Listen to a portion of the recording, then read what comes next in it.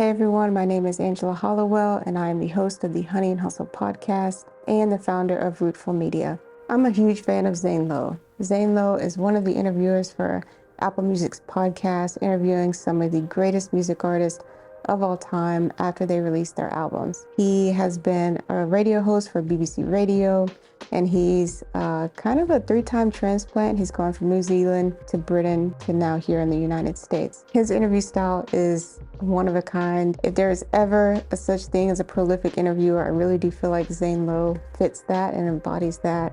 And I took the time to study a lot of his interviews, both the interviews that he hosts with his guests, but also interviews that he's been a part of as a guest on shows like the Jay Shetty podcast and more.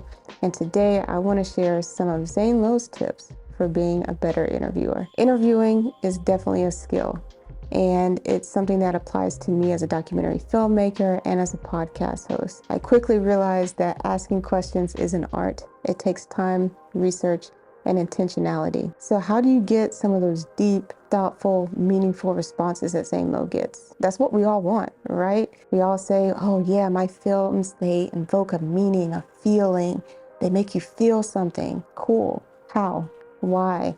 What are you doing as an interviewer to create a space where people feel comfortable being vulnerable with you? And that's something that I feel like Zane Lowe does so well, and it feels like he does it so effortlessly, but I know that's not true. I know that it takes time to develop the skill of being an interviewer. On the Jay Shetty podcast, he lists 3 things that he felt like helped him become a better interviewer. The first tip he gave, an insight that he gave in terms of how he approaches interviewing, is saying that the interview starts as soon as the person enters the room. Yes, this includes virtual recordings as well.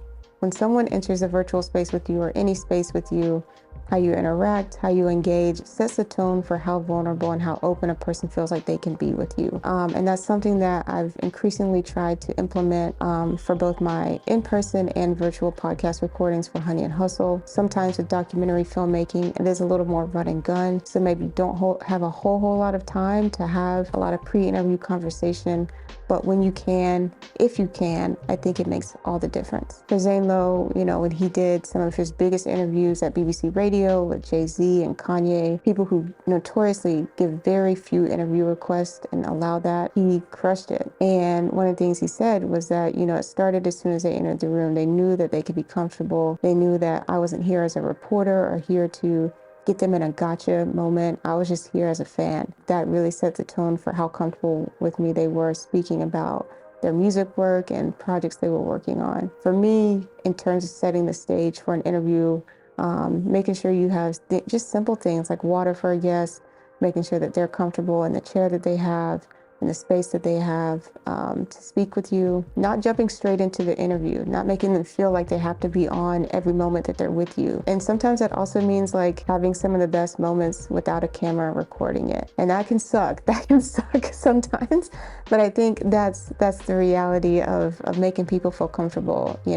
Going in head first, sticking a camera in their face probably isn't always going to be the best way to get an honest and genuine reaction out of someone. The second tip he gave is to listen more. Yes, that's advice you've probably already heard before, and you're probably like, this isn't groundbreaking news. I think it was really important for me to hear how he broke down what listening more means, because it's something that I had to come to the conclusion of the hard way. I feel like as a podcaster, especially, when I first started Honey and Hustle in season 1, I would be so wrapped up in the questions that I had prepared that sometimes when people were talking to me, it was hard for me to listen because I was listening to them and I would want them to give a full answer and not feel like they had to be concise. But then maybe if I felt like my opportunity to ask a question passed, it was hard for me to get re-engaged in what they were saying and pivot to another question or move on to another question. And I think sometimes, especially in an interview style like Zane Lowe's, yes, there is some research involved, there's some preparation involved, but you also have to be willing to let go of certain lines of questioning if it doesn't fit the flow of the conversation. And to know that, you have to be in tune with the flow of conversation. You actually have to listen to what your guest is saying and what they're expressing to you. That's probably the hardest one to implement, just because listening means being fully present. It means letting go of your preconceived notion about a person and allowing them to really answer truthfully and express themselves in a way that feels right to them. not that in a way that feels or meets your criteria for a viral moment or a prolific gem. Listening is about being a conduit for other people's stories, not about them fitting into the narrative that you want for a story. The third one was that, some of these artists that Zane Lowe works with, these are people who have been in front of the press both in their best moments and their not so great moments. And he really emphasized that it's not your job as an interviewer to protect your guest. It is your job to do no harm, absolutely, but you're not there to protect them from things that you have no control over. And I say that because I think a lot of interviewers have gotten into hot water at times for platforming certain people. And I think really from Zane Lowe's perspective, he's not there to be a PR agent. He's not there to be some investigative journalist bringing up your worst moment if you're unwilling to share that. He's there to get to the heart of who you are as a person, as a music artist.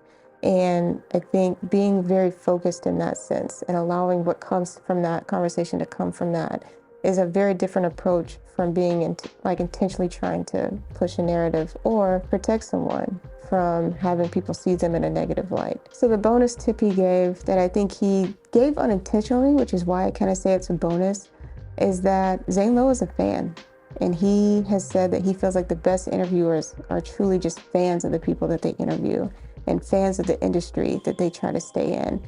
And Zane Lowe has talked and shared about his early introductions to music shows and festivals and music artists. I think it speaks to the fact that you can't get good at something that you don't love. You can't really be interested in a conversation about a topic that you could care less about. There are things that probably, certain topics that make more money, I'm sure, certain industries that may be easier to get into as a host or as a podcaster, as a filmmaker. But none of that matters if you're not truly interested and you don't truly love what you're doing, right? Some of the most boring and minute details could be like lightning rods for you, right? And I think that as a host, one thing that I had to realize was that you are the only constant on your show. Zane Lowe is the only constant on the Zane Lowe Show on Apple Music.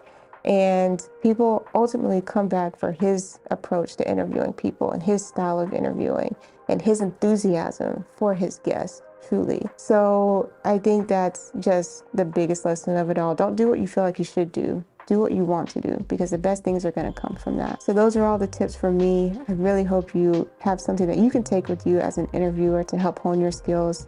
And if you're interested, I do have a physical product that is an interview workbook that you can use as you're interviewing people to help keep your thoughts organized and help you brainstorm how to best package some of the best parts of that interview for marketing whatever the podcast or film that you are working on. So if you got value from this, please give this video a like, subscribe to the channel if you haven't already. We have a lot more videos coming on how to help you grow your audience and impact, and I cannot wait to see you in the next video.